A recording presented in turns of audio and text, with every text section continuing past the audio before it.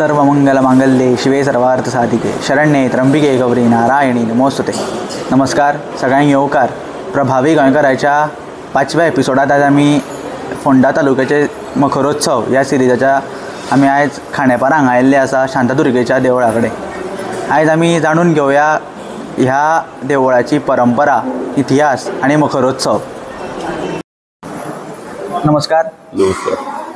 आज आमच्या बरोबर शांतादुर्गा देवळाचे पुरोहित संजय घाटे, संजय काका आहे। नमस्कार काका। नमस्कार।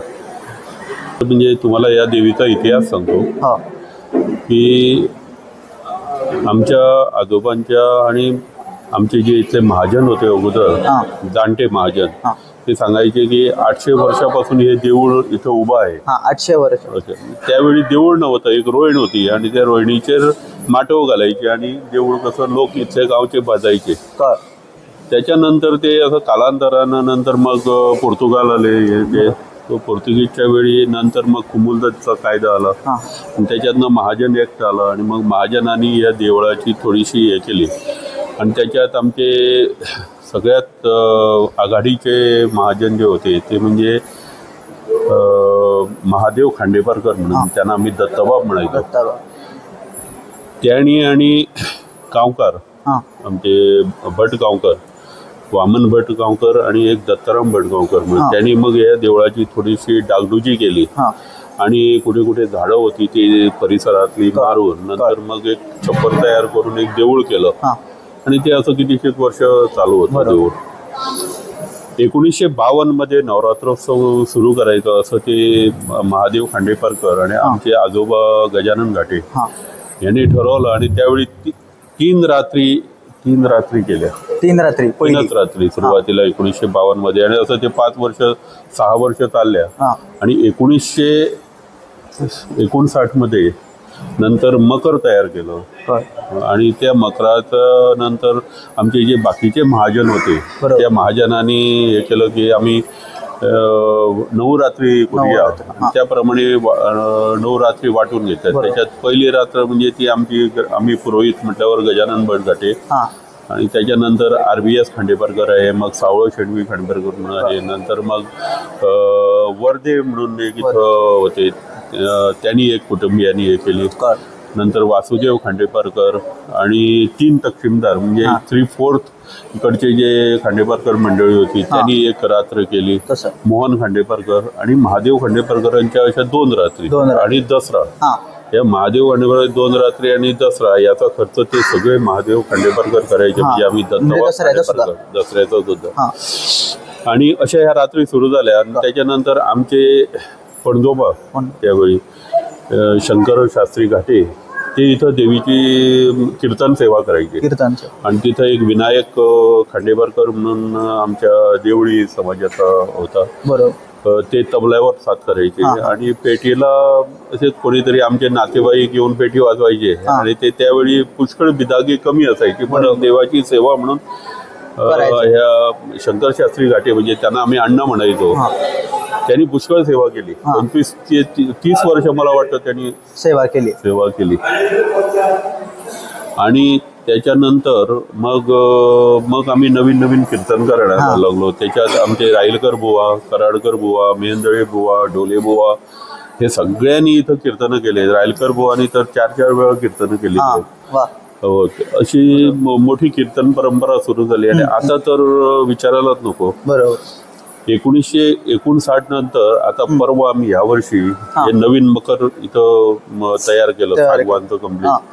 ते अगोदर ते 7 फुटांचं होतं, त्यामुळे ते त्या मंडपामध्ये लहान दिसायचं।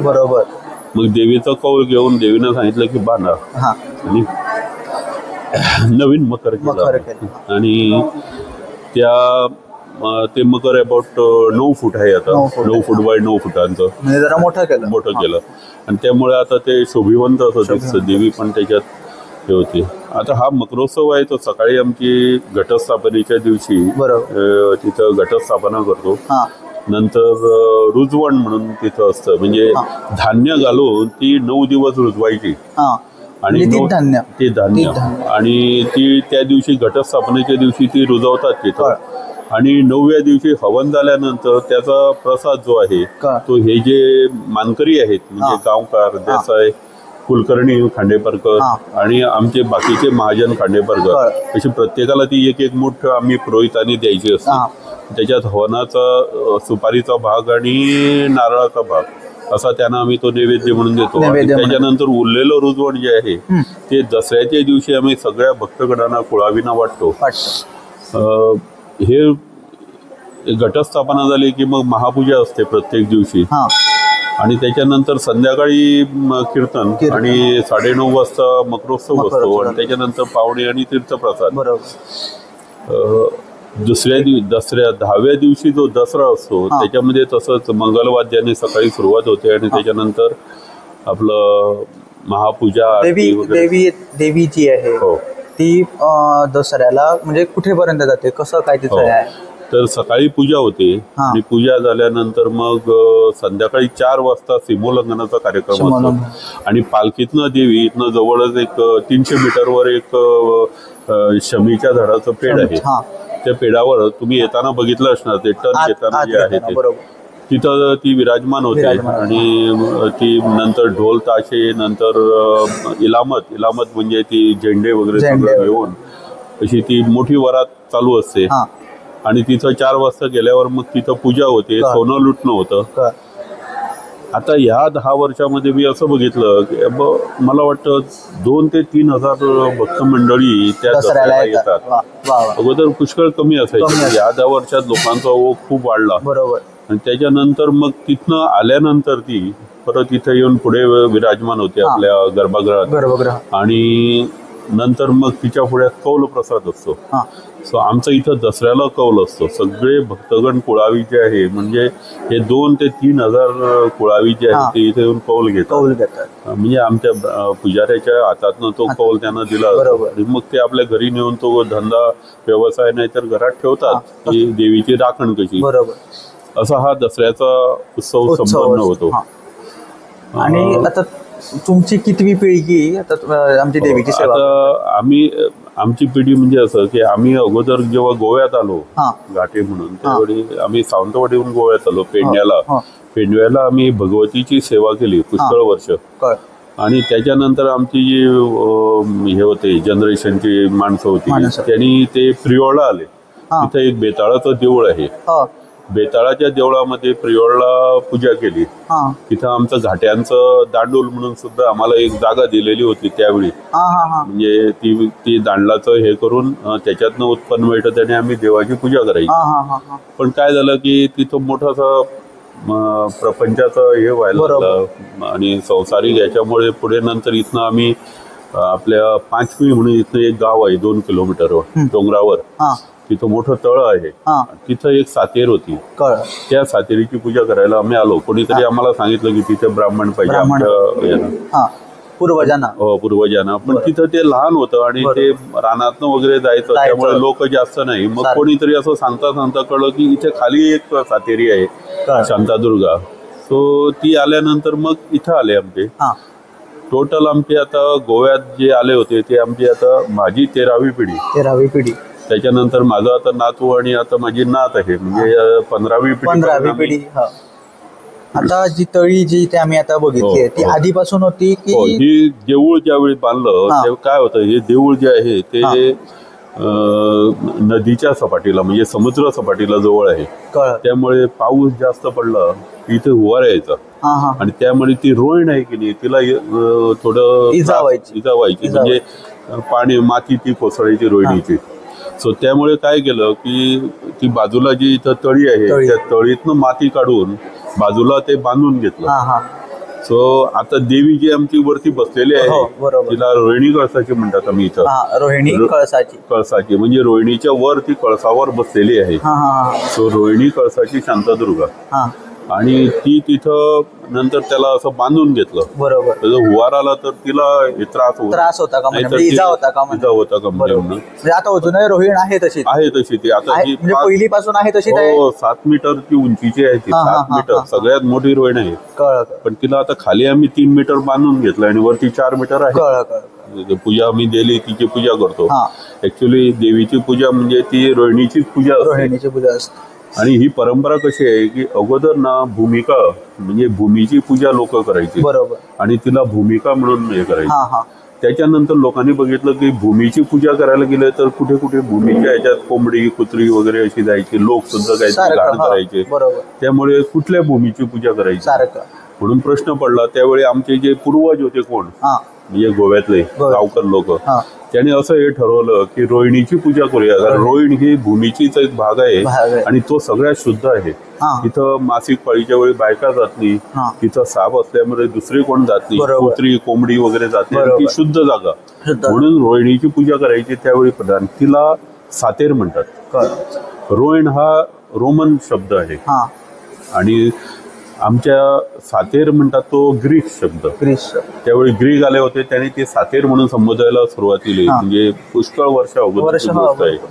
आता सातेरीचं काय झालं की नंतर मग लोकांनी असं ठरवलं की सातेरी म्हणजे रोहिणीची पूजा करणार.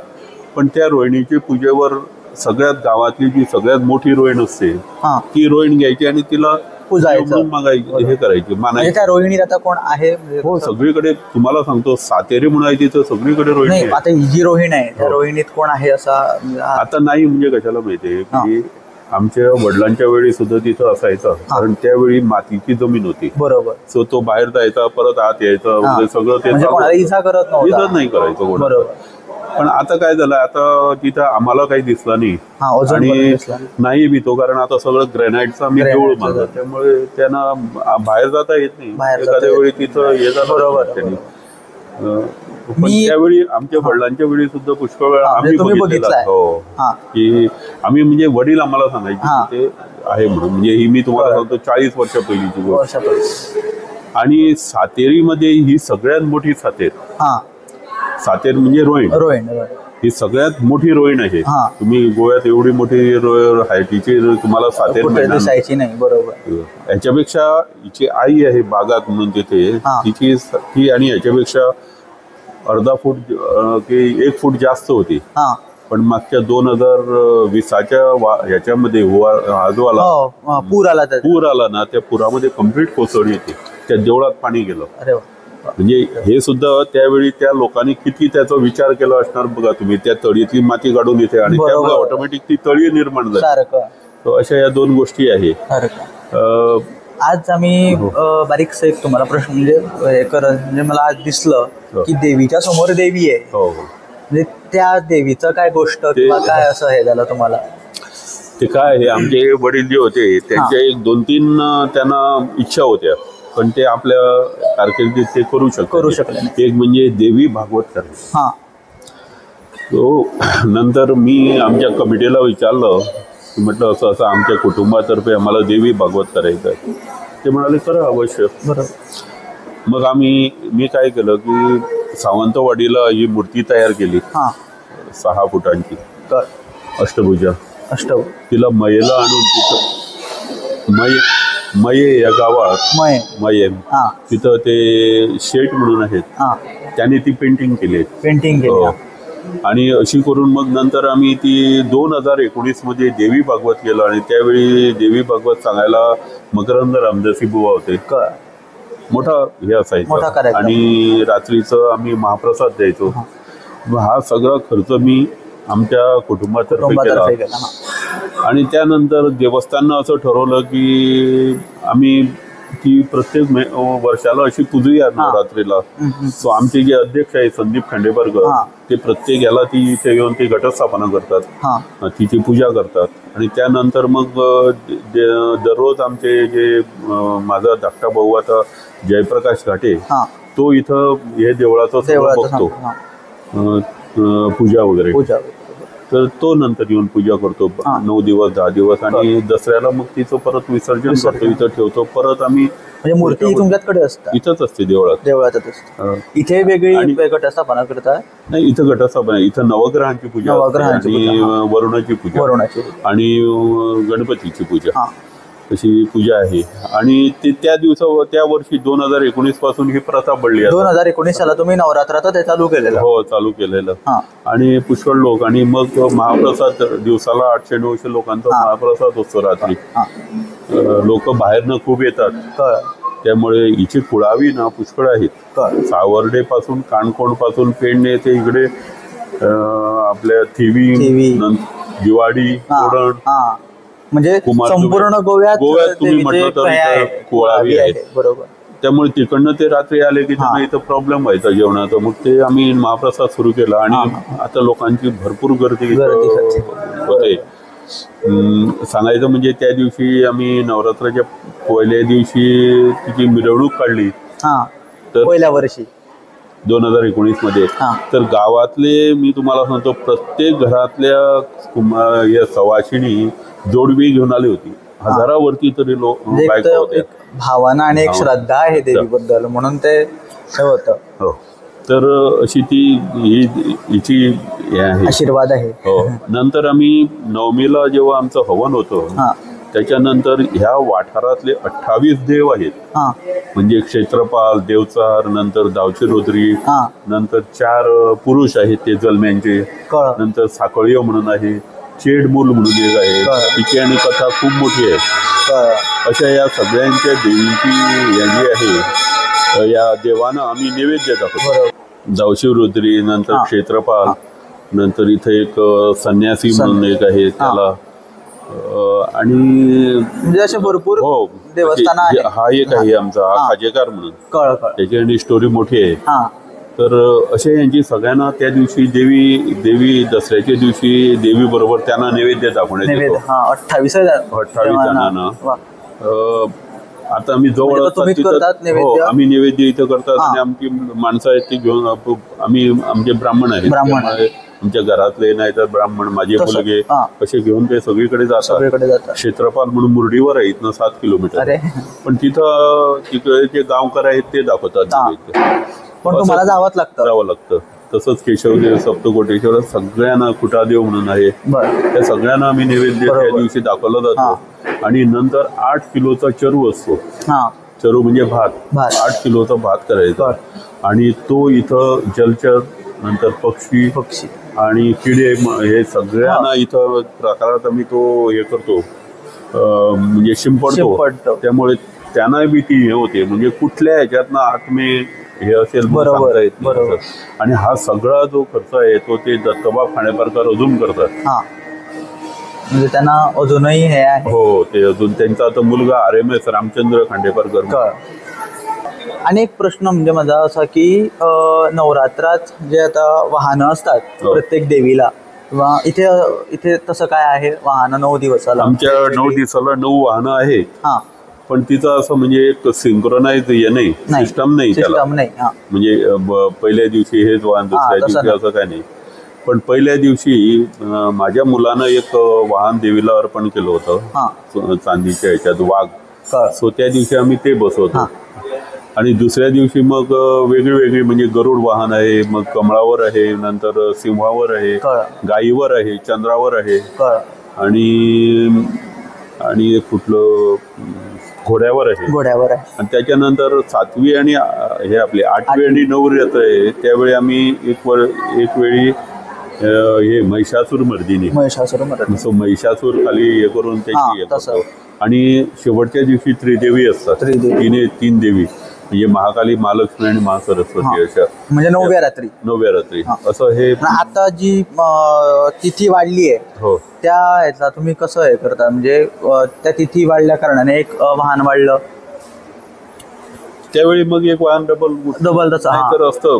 लोक पण आणून देतात, थोडी जण फुलांचं वाहन करून आणून देतात, मोर वगैरे, फुलांचा सिंह. सो ते बसवायचं, ते गाणं असतात. थँक्यू. देव बरं करू तुम्हाला. श्री शांतादुर्गेची कृपा सगळ्यांवर राहू दे हे मागतो. देव बरं.